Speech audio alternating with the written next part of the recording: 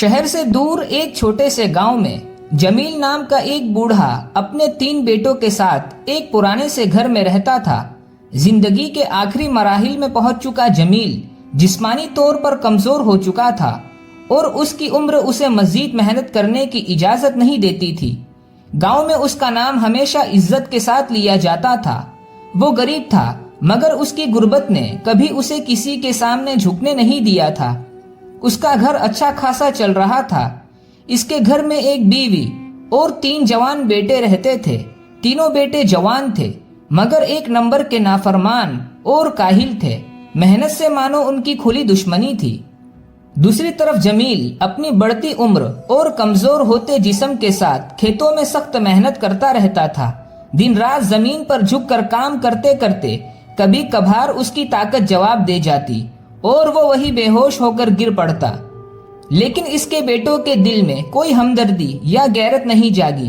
तीनों बेटे शिकार और सैरो तफरी के शौकीन थे और उनके अंदर किसी किस्म की मेहनत करने की ख्वाहिश नहीं थी। जमील जब भी बच्चों को अपनी जिंदगी यूं ही बर्बाद करते देखता तो उसे बहुत तकलीफ होती थी। वो बच्चों को हर वक्त नसीहत करता मगर वो तीनों बाप पर हंस कर टाल देते। जमील के बेटों का रवैया मोहल्ले में बहुत मशहूर हो चुका था। गांव वाले कभी कभार तो उसके बेटों की लापरवाही का मजाक भी उड़ाते थे।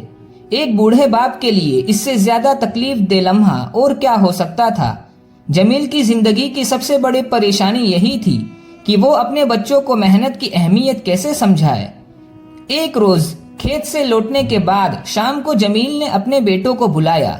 थके हुए लहजे में उसने उनसे कहा, बेटा मैं अब बहुत बीमार हूँ और मुझ में मजीद अकेले काम करने की ताकत नहीं रही। मुझे तुम सबके सहारे की जरूरत है। जमील अपनी जिंदगी की सख्तियां और मेहनत के किस्से सुनाने लगा। इन दास्तानों के जरिए वो उनके दिल में रहम जगाने की कोशिश करता रहा। फिर इसने बड़े बेटे से मुखातिब होकर कहा, बेटा कल तुम और तुम्हारा दूसरा भाई खेत में मेरे साथ काम करोगे। छोटा भाई घर पर रहकर सारे घर के काम संभालेगा। जमील ने अपनी बात खत्म करते हुए नरमी से ताकीद की, मुझे तुम लोगों की मदद चाहिए। बेटा तुम दोनों काम करने में तेज भी हो, होशियार भी। ये जमीन मेरे मरने के बाद तुम दोनों की ही तो है। अगर तुम आज इसका ख्याल रखोगे तो कल ये जमीन तुम्हारे लिए रिस्क का जरिया बनेगी और तुम्हारी जिंदगी का ख्याल रखेगी। जमील और उसकी बीवी अपने बेटों पर सख्त काम करने पर भी राजी नहीं थे मगर उसने दिल ही दिल में सोचा कि अगर आज ये लड़के कुछ ना सीखे तो कल मेरे मरने के बाद उनके लिए जिंदगी और भी मुश्किल हो जाएगी। सारी रात जमील अपने बेटों के रवैये के बारे में सोचता रहा। दिल ही दिल में फिक्रमंद रहा कि अगर कल भी वो काम पर न गए तो फिर क्या होगा, क्योंकि ये एक बूढ़े बाप की इज्जत नफ्स पर एक और गहरा जख्म छोड़ देगा। सुबह होते ही जमील हस्बे मामूल खेतों में चला गया। दोनों बेटे जो हमेशा काम से बचते थे बिल आखिर मजबूर होकर अपने दिल पर पत्थर रख कर खाना लेकर खेतों की तरफ रवाना हो गए। खेत पहुंचकर जमील ने अपने बेटों को आता देखा तो उसके चेहरे पर एक लम्हे को खुशी नमूदार हुई। उसने दिल ही दिल में सोचा कि शुक्र है बच्चों ने मेरी बात मान ली। कम से कम इतना तो हुआ कि वो खेतों तक आए। इससे यूं लगा जैसे उनके दिलों में अभी थोड़ी सी हमदर्दी और गैरत बाकी है। सूरज सर पर था और गर्मी शिद्दत इख्तियार कर चुकी थी। खाने का वक्त आया तो जमील ने काम से थोड़ी देर के लिए वक्फा लिया। बच्चों ने भी खाने में हिस्सा लिया। कुछ देर आराम करने के बाद जमील ने नरमी से कहा, बेटा अब जरा काम पर लग जाओ ताकि मुझ पर बोझ कम हो जाए और जमीन का भी कुछ फायदा निकले। बड़े बेटे ने लापरवाही से जवाब दिया, बाबा हम खाने का बर्तन लेकर आ गए, यही काफी है। इस कड़कती धूप में काम करना हमारे बस की बात नहीं है।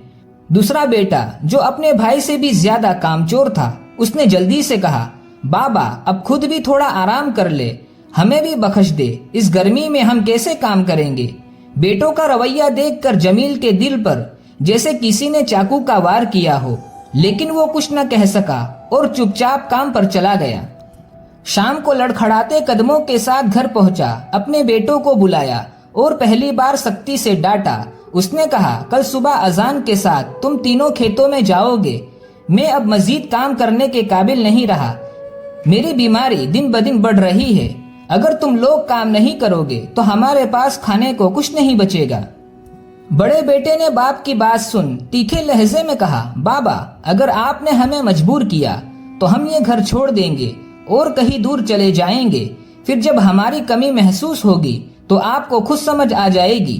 یہ بات سن کر جمیل غصے سے کانپ اٹھا، اس نے خود پر سے قابو کھو دیا اور بڑے بیٹے پر ہاتھ اٹھا دیا۔ بیٹے نے دل ہی دل میں بہت برا محسوس کیا لیکن کچھ نہ بولا۔ جمیل کے غصے کا سامنا باقی بھائیوں کو بھی کرنا پڑا۔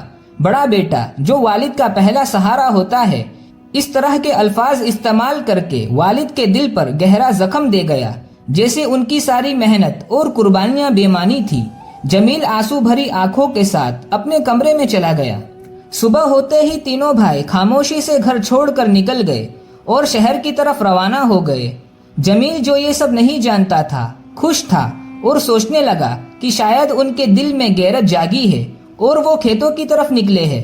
دوپہر میں اس نے سوچا بچوں کے لیے کھانا کھیتوں میں لے جاتا ہوں تاکہ وہ آسانی سے کام کر سکے۔ اگر کھانے کے لیے گھر آئے تو وہ پھر بہانے بنائیں گے۔ جمیل نے خوشی خوشی کھانے کا انتظام کیا اور کھیتوں کا رخ کیا۔ جب کھیتوں میں پہنچا اور بیٹوں کو وہاں نہ پایا تو اس کے دل کو شدید تکلیف محسوس ہوئی۔ اس نے آس پاس کے زمینداروں سے پوچھا، میرے بیٹے صبح آئے تھے، آپ نے انہیں کہیں دیکھا تو نہیں ہے؟ زمینداروں نے جواب دیا، نہیں جمیل بھائی، ہم نے تو صبح سے کسی کو یہاں نہیں دیکھا۔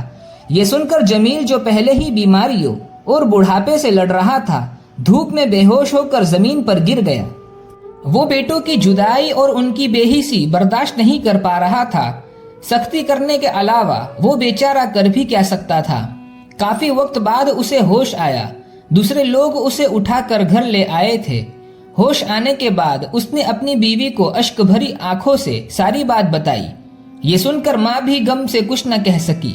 دوسری طرف تینوں بھائی ماں باپ کو چھوڑ کر شہر پہنچ چکے تھے۔ شہر پہنچتے ہی جو بھی جمع پونجی تھی کھانے پینے پر خرچ کر دی۔ جلد ہی ان کے پاس واپسی کا کرایہ بھی نہ بچا۔ اب جیسے 2 دن گزرے تھے کہ انہیں اپنی غلطی کا احساس ہوا۔ دنیا یوں ہی کسی کا سہارا نہیں بنتی، اپنے پیٹ کے لیے خود ہی محنت کرنی پڑتی ہے۔ اگلے دن وہ ایک دوسرے سے سوال کرنے لگے کہ کہاں سے اتنا پیسہ آئے کہ گھر واپس جا سکے۔ لوگوں سے بھی مانگا لیکن جواب میں تانے ہی ملے۔ آخرکار ایک بھائی نے تجویز دی، کیوں نہ ہم کچھ دیر کے لیے کام کریں، اتنا پیسہ جمع ہو جائے کہ گھر واپس جا سکے۔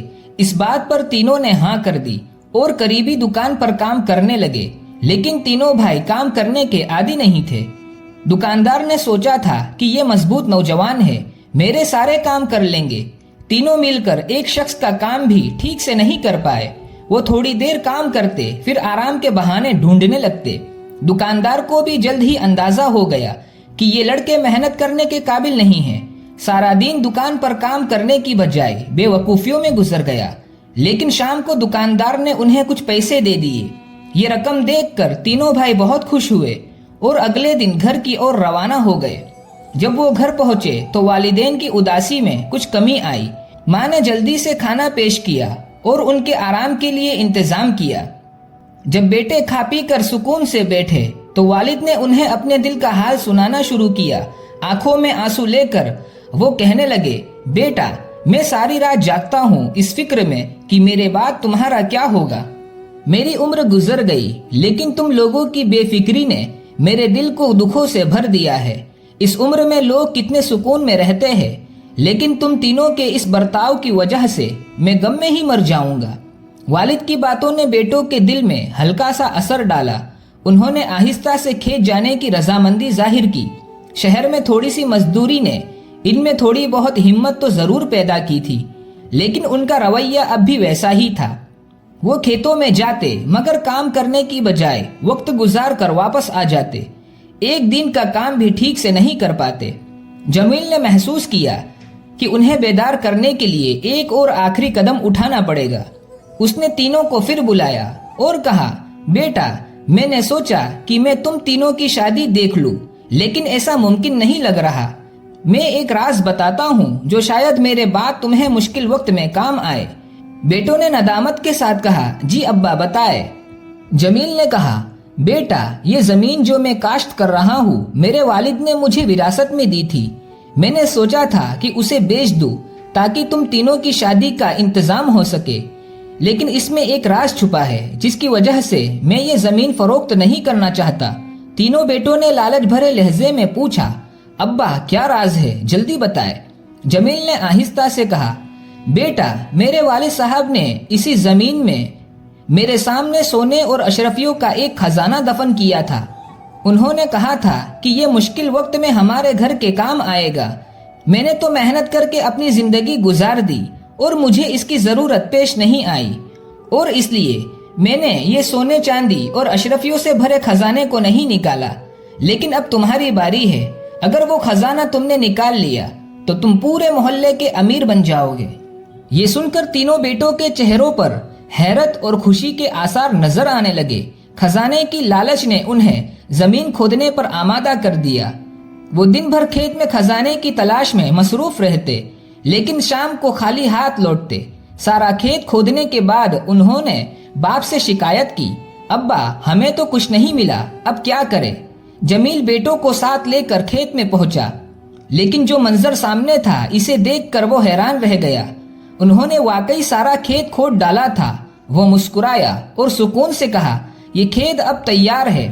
خزانہ والد نے کئی عرصہ پہلے اس میں دفن کیا تھا، اب وہ کتنی گہرائی میں ہے اور کہاں ہے اس کا مجھے پتا نہیں، لیکن تم تینوں نے اچھی طرح زمین کی صفائی کر لی ہے تو کیوں نہ اس میں بیج ڈال دے، بارش آئے گی اور اچھی پیداوار ہوگی۔ کم سے کم خزانے کو پانے سے پہلے فصل تو مل ہی جائے گی۔ جب فصل کاٹ لیں گے تو پھر خزانہ ڈھونڈنے کا کام دوبارہ شروع کر لینا، اس طرح ہماری محنت بیکار نہیں جائے گی اور ایک ہی محنت سے دو فائدے ہو جائیں گے۔ تینوں بیٹے جو کئی دنوں کی مسلسل مشقت اور محنت سے تھک چکے تھے، آخرکار باپ کی بات ماننے پر آمادہ ہو گئے۔ جب تینوں بیٹوں نے کھیت میں بیج ڈالے اور فصل آگانے کا فیصلہ کیا تو اتفاق سے اگلے ہی مہینے شدید بارش ہوئی اور زمین بھرپور فصل کے لیے تیار ہو گئی۔ چند مہینوں بعد فصل پک کر تیار ہو گئی اور سب نے مل کر اسے کاٹ لیا۔ بیٹوں کو کام میں زیادہ دلچسپی نہیں تھی، لیکن خزانے کی امید نے انہیں مجبور کیا تھا کہ وہ اس کام میں شامل رہے۔ نتیجہ یہ نکلا کہ اس سال گندم کی بھرمار ہو گئی۔ جمیل کے گھر میں گندم کی کمی نہ رہی۔ کچھ گندم بازار میں فروخت کر دی گئی اور جو آمدنی ہوئی اس سے تینوں بیٹوں کی شادیاں بھی کر دی گئی۔ اس طرح جمیل نے اپنی دلی خواہش پوری کر لی۔ شادیوں کے بعد بیٹے دوبارہ کھیت کھودنے میں لگ گئے، لیکن وقت کسی کے لیے نہیں ٹھہرتا۔ کچھ وقت بعد جمیل اس دنیا سے رخصت ہو گیا۔ تینوں بیٹوں کے لیے یہ دل پر ایک بہت بڑا بوجھ تھا۔ باپ ان کے لیے زندگی کا سہارا تھا اور ان کے جانے کے بعد وہ جیسے خود کو اکیلا محسوس کرنے لگے۔ کئی دنوں تک تینوں بھائیوں نے اپنے والد کی کمی کی شدت سے محسوس کی۔ آج انہیں اس بات کا احساس ہو رہا تھا کہ والد کا سایہ سر پر ہونا ہی زندگی کی کئی مصیبتوں کو دور کر دیتا ہے۔ ان کی سستی، ان کی کاہل زندگی کا اثر انہیں اس لیے محسوس نہیں ہو پا رہا تھا کیونکہ ان پر ان کے والد کا سایہ تھا۔ گھر میں ان کی ماں اور بیویوں کا غم بھی ان کے دلوں پر بوجھ بن چکا تھا۔ انہوں نے ایک بار پھر خزانہ تلاش کرنے کی ٹھان لی۔ کھیت میں جا کر پورے دل سے محنت کرنے لگے۔ سارا کھیت دوبارہ کھود ڈالا مگر خزانے کا کہیں نام و نشان نہ ملا۔ وہ مایوس ہو گئے، لیکن ماں کی نصیحت پر عمل کرتے ہوئے دوبارہ کھیت میں بیج ڈال دیے اور فصل آگانے کا فیصلہ کیا۔ ان کے پاس اب زمین کے پیداوار بڑھانے کے سوائے کوئی چارہ نہیں تھا۔ پورے ایک سال محنت کے بعد ماں سے کہنے لگے، ماں شاید ابا نے ہمیں جھوٹ بولا۔ ماں نے بیٹوں کی مایوسی دیکھی اور گہری سانس لے کر بولی، بیٹا تمہارے بابا نے کبھی جھوٹ نہیں بولا، لیکن شاید تم ان کی بات کا مطلب صحیح سے نہیں سمجھے۔ تمہارے بابا کا خزانے کا مطلب کبھی سونے یا چاندی کا نہیں تھا۔ ان کا خزانہ اس کھیت کی زرخیزی تھی۔ وہ تمہیں یہ سکھانا چاہتے تھے کہ محنت کے بغیر کچھ حاصل نہیں ہوتا۔ جب تم لوگ اس زمین پر محنت کرو گے، اسے سنوارو گے، تو یہی زمین تمہارے لیے خزانے جیسی ہے۔ اور اس طرح تینوں بیٹوں کو آخرکار یہ سمجھ آ ہی گیا کہ اصل خزانہ زمین میں نہیں بلکہ محنت میں چھپا ہوتا ہے۔ باپ نے جو بیج ان کے دلوں میں بوئے تھے، وہ سبق، وہ احساس، وہ غیرت، وہی آج ان کی زندگی کو سنوار رہے تھے۔ ایک باپ کا سبق اکثر تب سمجھ آتا ہے جب وہ دنیا میں نہیں ہوتا، لیکن اگر وقت رہتے سمجھ آ جائے تو وہی سبق زندگی بدل دیتی ہے۔ اگر آپ کو یہ کہانی اچھی لگی ہو تو لائک کریں، دوسروں تک پہنچانے کے لیے شیئر کریں اور اپنے خیال کمنٹ میں ضرور لکھیں۔